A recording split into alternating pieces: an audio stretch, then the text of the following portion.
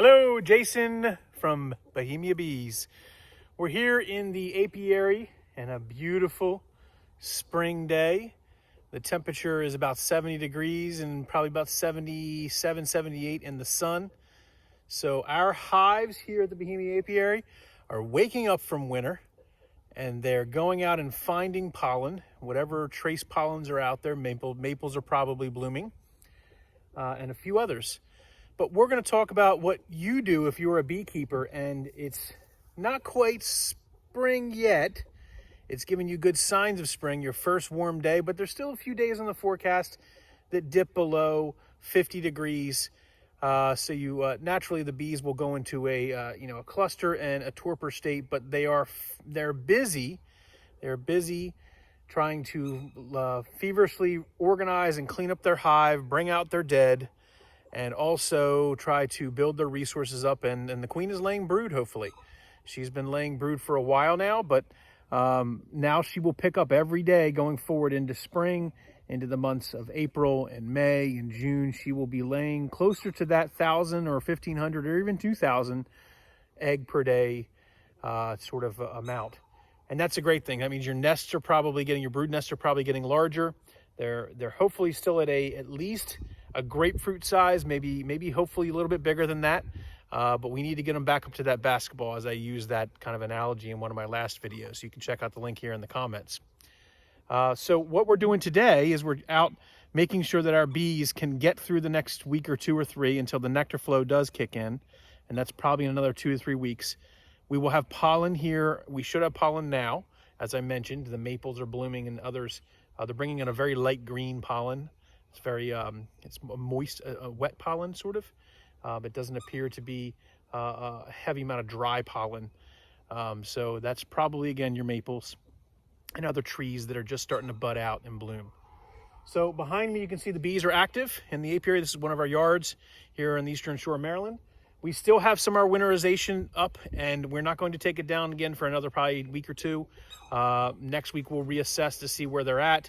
But the first step we're going to do is making sure that they've got a supplemental supply of pollen and that they have some feed. That is the critical thing right now. Without a nectar flow, bees will start to rob other dead out hives. They will start to really get stressed without the immediate need of nectar, or with the immediate need of nectar and without it being present. So what we've done here, as you can see in the apiary, we put on 1 gallon buckets of 1 to 1.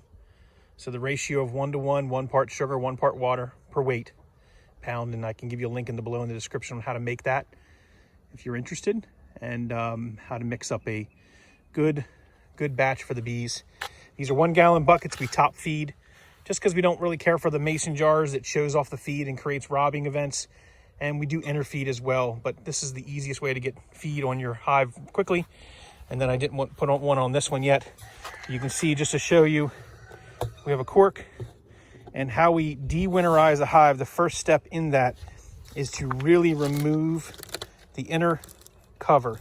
So we have a layer of insulation on the top that we put on there. These bees are very happy. They've got a nice giant pollen patty and I can put a link in the description below for that if you're wondering which ones we used.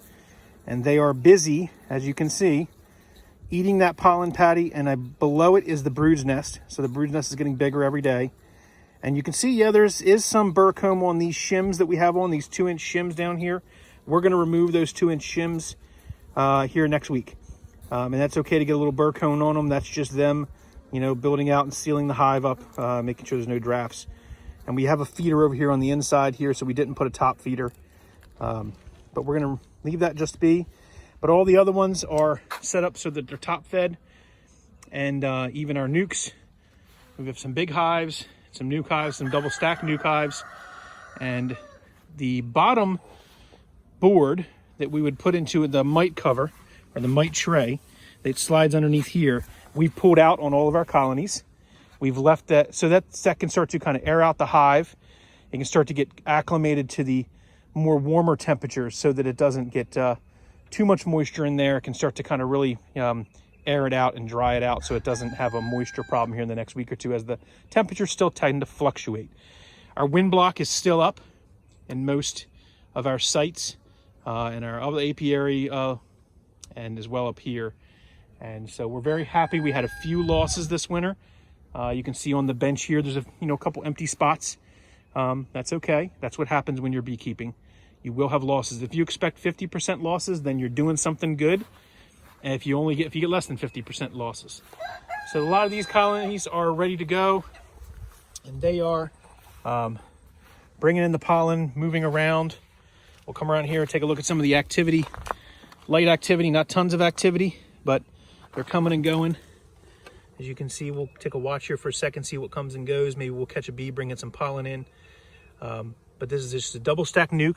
We found these actually work really well over winter as well. We'll talk about that in another video. But I think the bees are happy. They're happy it's spring finally. This winter's been tough. So, well, I'm gonna go ahead and sign off and let the bees get back to work and continue to work here in the bee yard to get them ready for the next phase of which is moving it truly into spring and inspecting these colonies. And we'll do a video next on that after winter inspection.